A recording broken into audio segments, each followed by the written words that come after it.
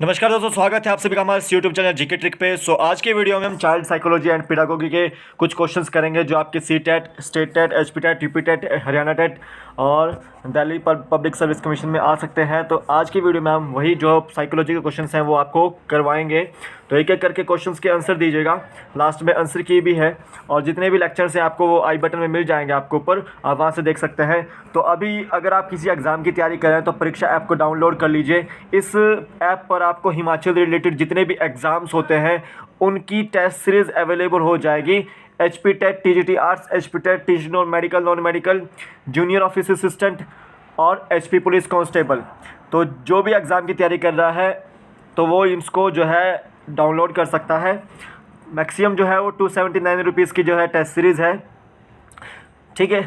10 to 20 tests आपको मिलेंगे इसके अंदर, लेकिन जैसे ही आप जीके ट्रिक 50 कोड करेंगे हर एक जगह तो वहाँ पे आपको 50% ऑफ मिलेगा। यही जो 279 रुपीज़ की टेस्ट सीरीज़ है वो आपको 140 रुपीज़ में पड़ेगी।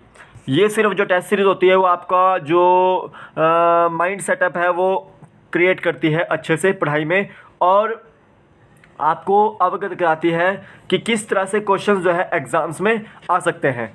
तो इस लेक्चर में भी हम वही बात करेंगे साइकोलॉजी के किस तरह से क्वेश्चंस जो हैं एग्जाम्स में आ सकते हैं। तो हम फर्स्ट क्वेश्चन की ओर चलते हैं। यदि कक्षा में पढ़ाते समय आपको महसूस होता है कि अचानक सही बच्चे पढ़ने में रुचि नहीं ले रहे हैं तो आप क्या करेंगे। मान लो कि आप टीचर हो और एक कक्षा में पढ़ा रहे हो और आपको पता लगता है कि कोई भी बच्चा जो है पढ़ने में रुचि नहीं ले रहा है, तो आप क्या करेंगे।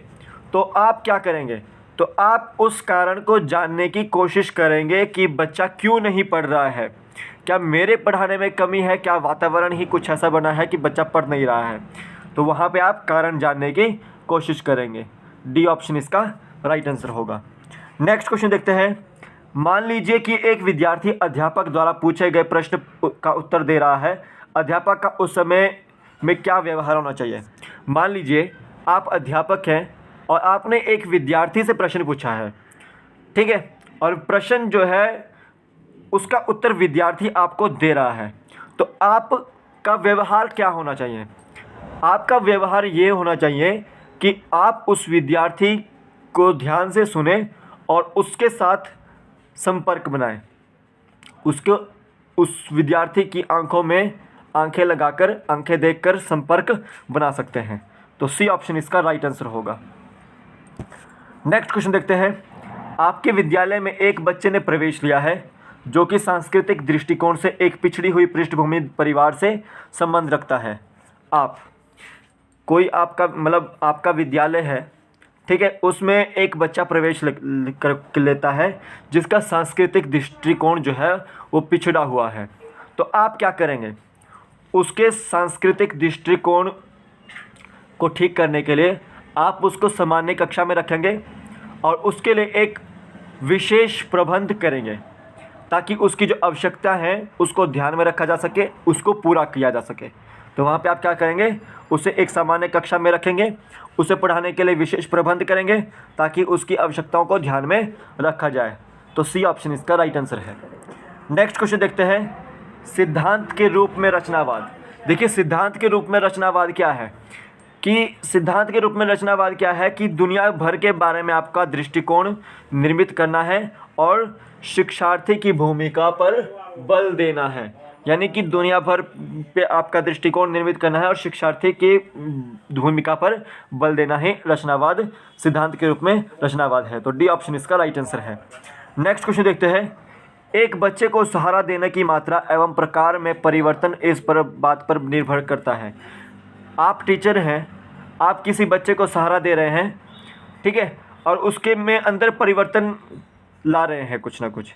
तो आप क्या कर रहे हैं, तो उसके बच्चे का जो है उस बच्चे का आप निष्पादन का स्तर जो है वो सुधार रहे हैं। तो सी ऑप्शन इसका राइट आंसर है। नेक्स्ट क्वेश्चन देखते हैं। बच्चे के अधिगम को सुगम बनाने के लिए अध्यापकों को एक अच्छे कक्षा की परिवेश का सृजन करने की आवश्यकता होती है। इस प्रकार की अधिगम परिवेश का सृजन करने के लिए नीचे दिए गए कथनों में से कौन सा सही नहीं है। देखिए बच्चे के अधिगम को अगर सुगम बनाना है, सही बनाना है, तो अध्यापक को क्या चाहिए, एक बढ़िया परिवेश चाहिए कक्षा के अंदर, ठीक है। अब आप कुछ अधिगम प्रवेश का सृजन करते हैं, यानी कि अध्यापक के तौर पर अधिगम को सुचारू रूप से चलाने के लिए कुछ तरीके अपनाते हैं। तो इनमें से कौन सा तरीका नहीं अपनाना चाहिए? तो देखिए आप क्या क्या तरीके अपना सकते हैं। बच्चों को प्रयास करवाना, ठीक है, बच्चों को जो है कार्य देना, ठीक है, और बच्चों को पुरस्कार देना, ठीक है, अध्यापक का सकारात्मक रुख करना, यानी कि आप बच्चों के साथ किस तरह से बिहेव कर सकते हैं, ठीक है, बालक केंद्रित शिक्षा का प्रावधान देना, ठीक है। तो यहाँ पे आपको कौन सा नहीं करना चाहिए? अध्यापकों के अनुसार कार्य करना नहीं चाहिए, ठीक है। बी ऑप्शन राइट आंसर है, यानी कि बच्चे के अधिगम को सुगम बनाने के लिए हमें कौन सा कार्य करना नहीं चाहिए? अध्यापकों के अनुसार कार्य करना नहीं चाहिए। बी ऑप्शन इसका राइट आंसर है। नेक्स्ट क्वेश्चन देखते हैं। एक बच्चे की कॉपी में लिखने में विपरीत छवियां, दर्पण छवि आदि जैसी गलतियां मिलती है। इस प्रकार का बच्चा लक्षण प्रदर्शित करता है। मान लो कि एक बच्चा है कोई, उसमें कुछ लिखने की विपरीत छवियां प्रस्तुत होती है, प्रकट होती है आपके सामने, कुछ गलतियां प्रकट होती हैं। तो उस बच्चे के लक्षण क्या हैं? यानी कि उसके अधिगम में कुछ कमी है, यानी कि अधिगम में कुछ अशक्तता है। बी ऑप्शन का राइट आंसर है। नेक्स्ट क्वेश्चन देखते हैं। शिक्षार्थियों के ज्ञान में अर्जन सहायता करने के क्रम में अध्यापकों को किस प्रकार ध्यान केंद्रित करना चाहिए? ठीक है, शिक्षार्थियों के ज्ञान अर्जन में सहायता करने के क्रम में अध्यापकों को किस प्रकार ध्यान केंद्रित करना चाहिए? किस प्रकार ध्यान केंद्रित करना चाहिए? ठीक है, अध्यापक को विद्यार्थियों के साथ सक्रिय भागीदारिता शामिल होना चाहिए। यानी कि विद्यार्थी को अध्यापक, यानी कि अध्यापक को विद्यार्थी के साथ जो है सहभागिता रखनी चाहिए, सक्रिय सहभागिता रखनी चाहिए। सी ऑप्शन इसका राइट आंसर होना चाहिए, ठीक है। क्योंकि जब तक स्कूल टीचर और स्टूडेंट में इंटरेक्शंस नहीं होगी तब तक जो है हम किसी भी अधिगम को सुगम नहीं बना सकते, ज्ञान को अर्जन नहीं कर सकते, ठीक है। नेक्स्ट क्वेश्चन देखते हैं। एक शिक्षिका अपनी कक्षा को शैक्षिक भ्रमण पर ले जाती है। देखिए शैक्षिक भ्रमण का जो है एक मतलब आप देखते हैं टूर पे जाते हैं तो आप क्या करते हैं वहाँ पे? आप वहाँ पे अवलोकन करते हैं, ठीक है, प्रत्यक्ष अवलोकन करते हैं। मान लो आपको स्कूल में पढ़ाया जा रहा है, हिस्ट्री में ताजमहल के बारे में पढ़ाया जा रहा है और आपको ले जाया जाता है भ्रमण पे आगरा में, तो आप क्या कर रहे हो? वहाँ पे ताजमहल देख रहे हो, उसका हिस्टोरिकल बैकग्राउंड देख रहे हो, यानी कि आपको प्रत्यक्ष आंखों देखा अवलोकन करवाया जाता है जब भी आप शैक्षणिक भ्रमण पे जाते हैं। तो बी ऑप्शन इसका राइट आंसर है। नेक्स्ट क्वेश्चन देखते हैं। एक शिक्षक सामान्यतः विद्यार्थियों को अलग अलग कार्य देता है। वह यह विश्वास करता है कि, मान लो एक शिक्षक है, वो विद्यार्थियों को अलग अलग कार्य देता है, तो वो विश्वास क्या करता है? वो उन विद्यार्थियों में व्यक्तिक अंतर का विश्वास करता है। किसका विश्वास करता है? व्यक्तिक अंतर का विश्वास करता है। तो सी ऑप्शन इसका राइट आंसर है।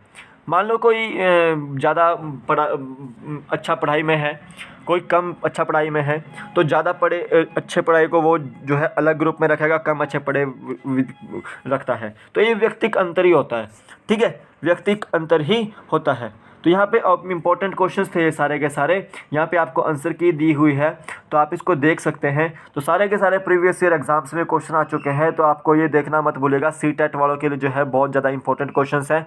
जो टीजीटी केवीएस एनवीएस की तैयारी कर रहा है उनके लिए भी बहुत ज़्यादा इंपॉर्टेंट क्वेश्चंस हैं। तो अभी के लिए फ़िलहाल इतना ही। एक बार फिर बता दूं, परीक्षा आपको डाउनलोड कर लीजिए, लिंक डिस्क्रिप्शन बॉक्स में है इसका। जीके ट्रिक 50 कोड यूज़ कीजिएगा तभी आपको 50% ऑफ मिलेगा।